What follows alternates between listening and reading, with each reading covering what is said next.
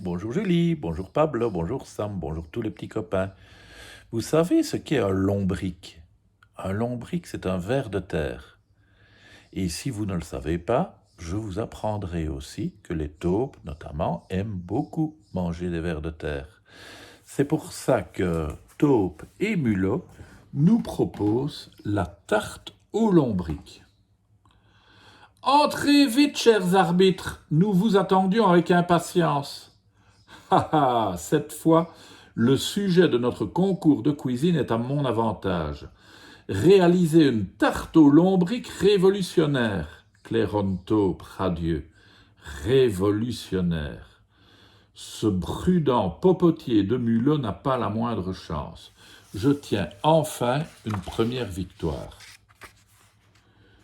Mulot, tu es le plus grand cuisinier de la forêt. C'est l'indiscutable vérité. Mais ton penchant pour la tradition ne t'aidera pas à relever ce défi, raille Taupe avec tendresse. Je le sais bien, admet Mulot, souriant. Je vais m'aventurer hors des sentiers battus. Tu verras. Sans ce stupide rhume, les dés seraient jetés. Mais avec mon nez pris, je n'ai presque plus d'odorat, se lamente Taupe. Et comme tu le sais, ma vue est parfois hésitante. Je crains de m'embrouiller au moment de choisir mes petits aromates. Ne t'inquiète pas, le rassure Mulot. Si tu cherches un ingrédient précis, demande-le-moi et je te le passerai. Messieurs, à vos tabliers et rendez-vous dans 2 heures, annonce le jury. Pâte feuilletée ou pâte brisée, demande Mulot. J'hésite. Qu'en dis-tu? Surtout, ni l'une ni l'autre. Révolutionnaire en pantoufles, va, s'amuse Taupe. Invente. Moi, je vais créer une pâte chiffonnée.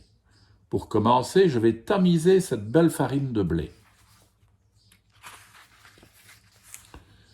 Si tu veux concevoir une recette réellement personnelle, fais-toi confiance, Mulot. Fie-toi à ton intuition et à tes émotions. Elles savent des choses que ton intelligence ignore encore. De l'audace sans facilité. C'est la clé de ce concours. Se sentir libre en évitant les excès inutiles. Merci Taupe. Venant de toi, le conseil est précieux. Regarde, je joue le tout pour le tout sur une association entre ce parmesan hors d'âge et ce précieux sirop de framboise, précise Taupe. Bigre, Queen Mulot, ma pâte feuilletée se brise à demi. J'ai dû me tromper dans mes pesées. Au diable les pesées, nom d'un bourricot. De l'instinct, rien de plus, s'époumonne Taupe. Je t'emprunte ton torchon. Tu veux bien? Et voilà le chef-d'œuvre, exulte Taupe, avec 15 minutes d'avance. Aïe, aïe, aïe, ronchonne Mulot, je n'arriverai jamais à terminer dans les temps. Ne panique surtout pas. Puis-je faire quelque chose pour t'aider? Chaud devant, s'écrie Taupe. J'apporte nos créations au jury. Gardons pour nous que ta tarte se trouve dans le moule bleu et la mienne dans le moule rose. Hibou et hérisson doivent rester impartiaux. Bonne chance, Mulot. Taupe, tu te trompes, c'est le... La tarte bleue l'emporte, annonce Hibou.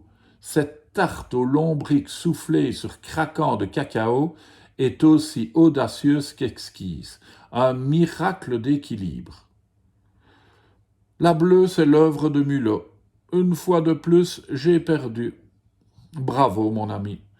Tu as créé la tarte au lombric la plus émouvante de tous les temps. Quel toupet. L'audace des timides est toujours renversante. Mais je... Chut, cesse donc de bégayer. N'ajoute pas la modestie à cette victoire éclatante. Tu ne cesses de m'épater, mon ami, glisse Taupe en embrassant Mulot. Ta tarte est euphorisante et légère, exactement comme la vie en ta compagnie. La légèreté, il n'y a que ça de vrai, Mulot. Ton amitié vaut toutes les victoires. Il s'est un peu trompé, hein, Taupe. Vous avez vu? C'est sa tarte à lui qui avait gagné. Et c'est ce que Mulot a essayé de lui dire. À demain, les enfants.